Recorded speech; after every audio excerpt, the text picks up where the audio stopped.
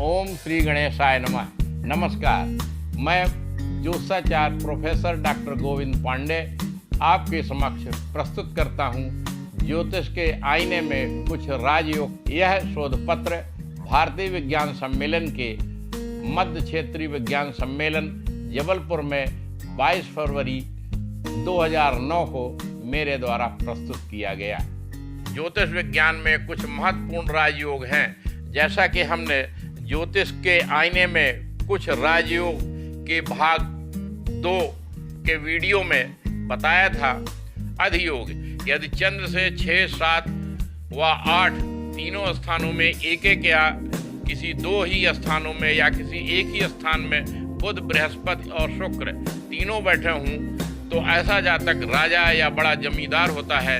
यदि चंद्र से 6 में ही तीनों ग्रह हों अथवा 7 ही में तीनों ग्रह हों, यानी गजकेसरी योग भी हो जाता है, अथवा 8 ही में तीनों हों, अथवा तीनों स्थानों में एक ग्रह हों, अथवा इन 3 स्थानों में से एक स्थान में 2 ग्रह और तृतीय ग्रह शेष 2 स्थानों में से किसी स्थान में हो तथा एक स्थान बिना ग्रह के हो तो भी अधियोग होता है। यदि इन 3 भावों को किसी पाप ग्रह से संबंध न हो तो बहुत उत्कृष्ट फल होता है। यदि पाप ग्रह से संबंध हो तो वैसा उत्कृष्ट फल न होकर जातक राजमंत्री अथवा राजदौर में उच्च पद पर नियुक्त होता है, जैसा कि कुंडली 1 में है। यदि चंद्र से 6, 7 व 8 में केवल पाप ग्रह ही हो तो ऐसा जातक भी भाग्यवान होता है। यदि ये ग्रह लग्न से शुभ स्थानों में हों तो और भी उत्तम फल होगा, किंतु यदि ये लग्न से 6, 8 या 12 में हो तो फल में कमी होगी। चतुर्सागर योग, जब केंद्र स्थान शुभ या पाप ग्रहों से भरे हुए हो, जैसा कि कुंडली 1 में है।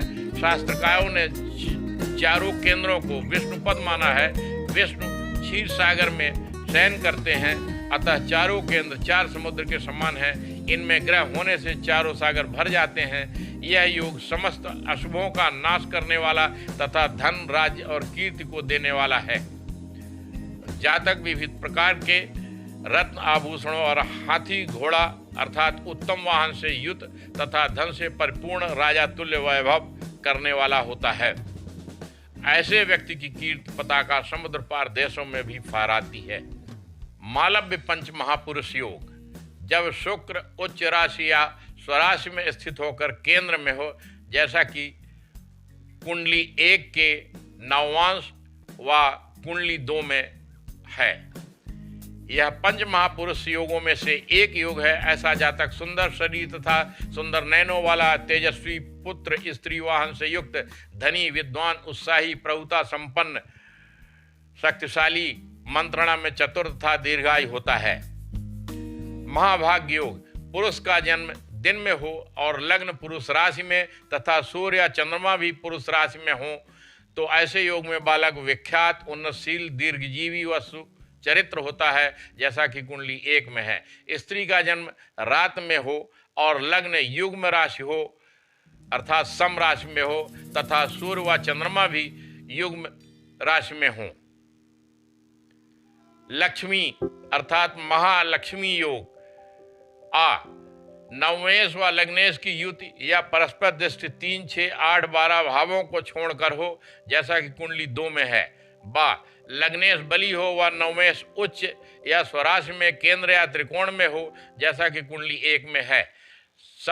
नवमेश व शुक्र अपनी राशि या उच्च में होकर केंद्र या त्रिकोण में हो, जैसा कि कुंडली 1 में है।